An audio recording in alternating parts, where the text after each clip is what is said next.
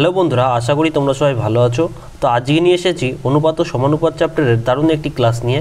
তো তোমরা যারা অনুপাতের অঙ্কগুলো কম বোঝো বা করতে পারো না, তো তাদের জন্য খুবই গুরুত্বপূর্ণ এই ক্লাসটি। তো দেখো আমাদের প্রথম অঙ্কটি কি বলেছে, আমাদের বলা হয়েছে a:b = 2:3 এবং b:c = 4:5 হলে a:b:c এর মান কত। তাহলে আমাদের কি কি রয়েছে, a:b:c আমাদের কি কি রয়েছে, a আছে, b আছে আর c আছে। দেখো b কে দুবার কাউন্ট করা আছে, a:b আবার b:c। তো আমরা দুটো নেব না, আমরা কি নেব, একটা নেব। তো কি কি পাবো আমরা, a:b:c। তো a আর b এর মান দেখো কত রয়েছে, 2:3। তো এখানে এর মান বলা হয়েছে 2 আর b এর মান বলা হয়েছে 3:2।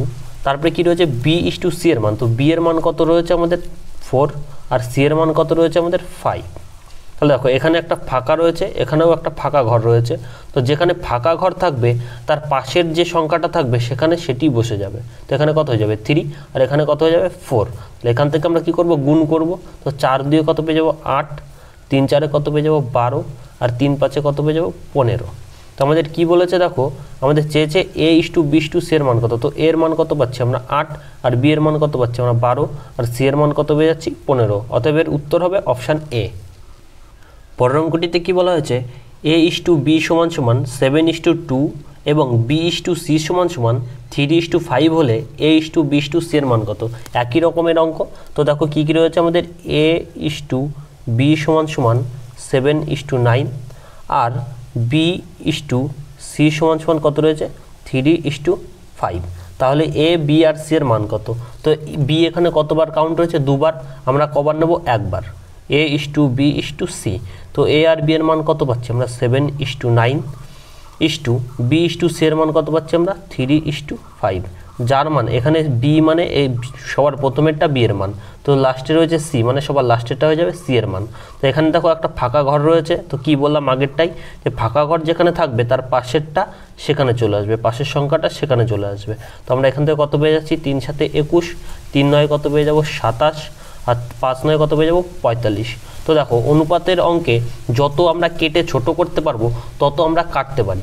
তো এখান থেকে যখন যদি আমরা কাটাকাটি করি, 3 7 21, 3 9 27, 3 15 45, আর কোনো সংখ্যা দিয়ে 3টেকে কাটে না। তো এর উত্তর হয়ে যাবে অপশান বি 7:9:15।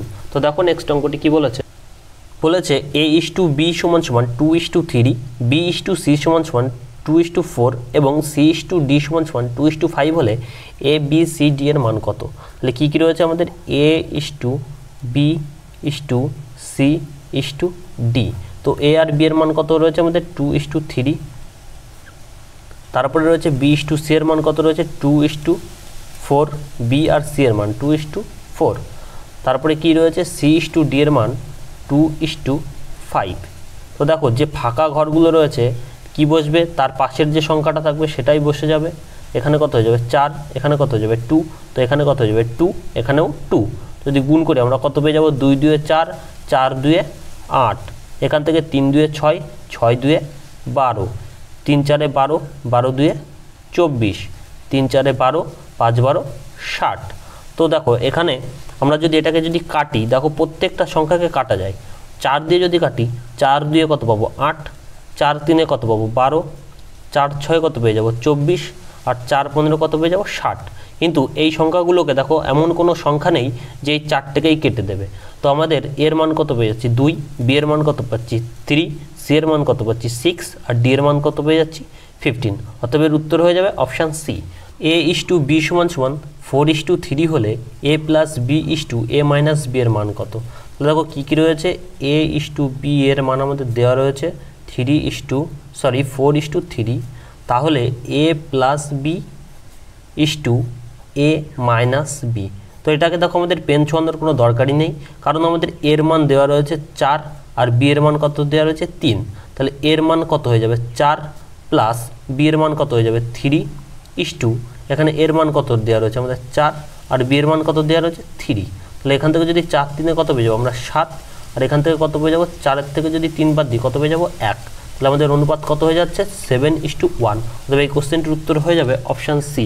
তো দেখুন বলা হয়েছে a:b:c = 2:3:5 হলে A plus B plus C by C এর মান কত। তো দেখো এখান থেকে যদি আমাদের কি কি দেওয়া রয়েছে, A is two B is two C এর মান দেওয়া রয়েছে কত 2:3:5। আমাদের কি ইনপুট করতে হবে যে A plus B plus C by C. তাহলে দেখো এখানে এর মান দেওয়া রয়েছে 2, বি এর মান দেওয়া রয়েছে 3 আর সি এর মান দেওয়া রয়েছে 5। তাহলে এ প্লাস বি প্লাস সি যদি করি তাহলে এই তিনটেরই যোগফল, তো 5 3 8, 8 2 কত পেয়ে যাবো 10 বাই সি। তো সি এর মান কত আমরা জানি 5, তো 5 বসিয়ে দাও, তো কাটাকাটি করলে কত পেয়ে যাচ্ছি আমরা 5 2 10, অতএব উত্তর হয়ে যাবে আমাদের অপশান এ। তো দেখো নেক্সট অঙ্কটি কি বলেছে, এখানে x ইস টু ওয়াই এর মান দেওয়া রয়েছে 3:2, মানে x এর মান দেওয়া রয়েছে 2, x এর মান দেওয়া রয়েছে 3 আর y এর মান কত দেওয়া রয়েছে 2। আমাদের সমীকরণটা কি যে 4x plus 5y is to 4x minus 5y।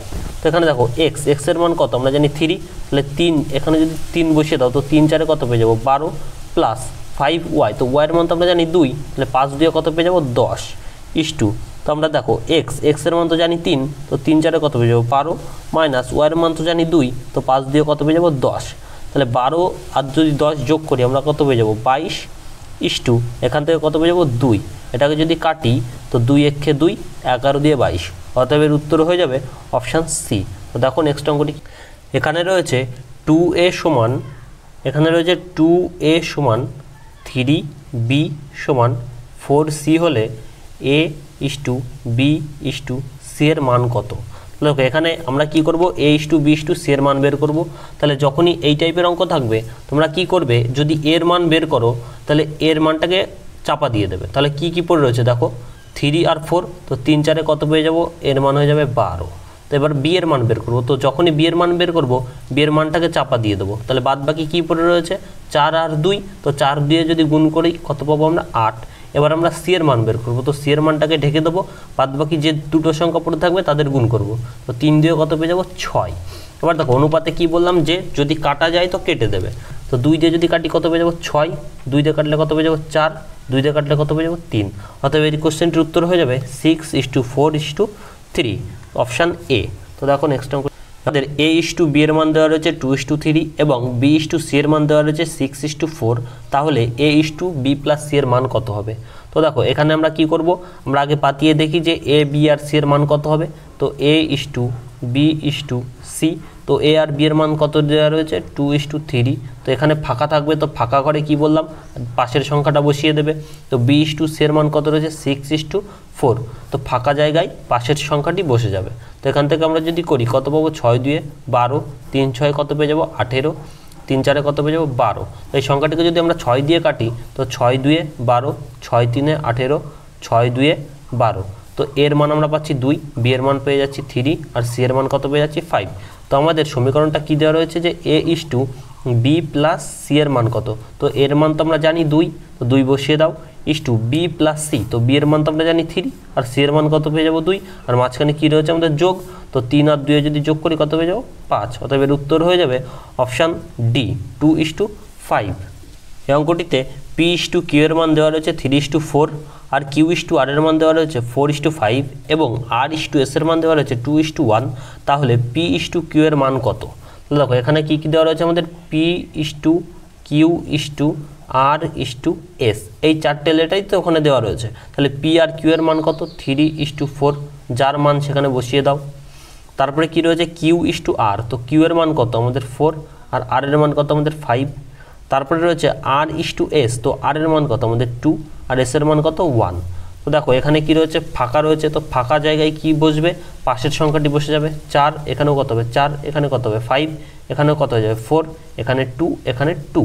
যদি আমরা গুণ করি 3 4 12, 12 দিয়ে কত পেয়ে যাব 24 ইস টু 4 4 16, 16 দিয়ে কত পেয়ে যাবো আমরা 32। তোমরা এই দুটো বের করে নেবে, আমি বের করছি না কারণ আমাদের চেয়েছে পি আর কিউ এর মান। তো পি এর মান আমরা পেয়ে গেছি 24 আর কিউ এর মান আমরা কত পেয়ে গেছি 32। তাহলে এখান থেকে যদি আমরা কাটি 8 দিয়ে যদি কাটি 3 8 কত পেয়ে যাবো 24, 8 দিয়ে কাটলে 4 8 কত পেয়ে যাবো 32। অতএব পি ইস টু কিউ এর মান কত হয়ে যাবে 3:4, অতএব অপশান এ হয়ে যাবে রাইট অ্যান্সার। অঙ্কটিতে a ইস টু বি সমান সমান বি ইস টু সি সমান সমান সি ইস টু ডি সমান সমান 2:3 হয়, তবে a is two B is two C is to D এর মান কত। এখানে আমাদের a:b এর মানও বোঝাচ্ছে 2:3 আর b:c এর মানও বোঝাচ্ছে 2:3 এবং c:d এর মানও বোঝাচ্ছে 2:3। তো তোমরা কি করবে, দেখো এখানে কি কি রয়েছে, a:b:c:d এই চারটে লেটারই রয়েছে। তো a আর b এর মানও আমাদের 2:3। তো এই ঘরগুলো কি ফাঁকা থাকবে, তো ফাঁকা ঘরে পাশের সংখ্যাটা বসে যাবে। আর b:c এর মানও আমাদের 2:3 আর c:d এর মানও আমাদের 2:3। তো ফাঁকা ঘরগুলোতে পাশের সংখ্যা বসে যাবে। তো এখানে কত হয়ে যাবে 2, এখানেও কত হয়ে যাবে 2। যদি আমরা গুণ করি কত পেয়ে যাব, 2 2 4, 4 2 8, 3 2 6, 6 দিয়ে কত পাবো 12, 3 3 9 আর 9 দিয়ে কত পেয়ে যাব 18। এখানে যদি 3 3 গুণ করে আমরা কত পেয়ে যাব 27। দেখো এই চারটে সংখ্যাকে আর কি কোনো সংখ্যা দিয়ে কাটে না, অতএব এর উত্তর হয়ে যাবে অপশান সি, 8:12:18:27। তো দেখো নেক্সট অঙ্কটি কি বলা হয়েছে, 8 ও 18 এর মধ্য সমানুপাতি কত। তো এটা আমাদের অন্য টাইপের অঙ্ক। তো দেখো এখানে কি রয়েছে, 8 মধ্য সমানুপাতি চেয়েছে। তো মধ্য সমানুপাতির মধ্যে যে সংখ্যাটা হবে সেটা তো জানি না, ধরে নাও x:18। তো মধ্য সমানুপাতি আমরা কত ধরে নিলাম, x। তো আমরা কীভাবে বের করব, দেখো প্রথম বাই দ্বিতীয় আর দ্বিতীয় বাই তৃতীয় করে দিলেই আমাদের অ্যান্সার চলে আসবে। তো প্রথম বাই দ্বিতীয় সমান দ্বিতীয় বাই তৃতীয়। তো এখান থেকে যদি কোনাকুনি গুণ করি, তোমরা সবাই জানো যে সমান সমান যদি থাকে কোনাকুনি কী হয়, গুণ হয়। তো আমরা যদি গুণ করি x × x করলে কত পাবো, x² সমান সমান 8 আর 18 গুণ করলে আমরা কত পেয়ে যাব 144।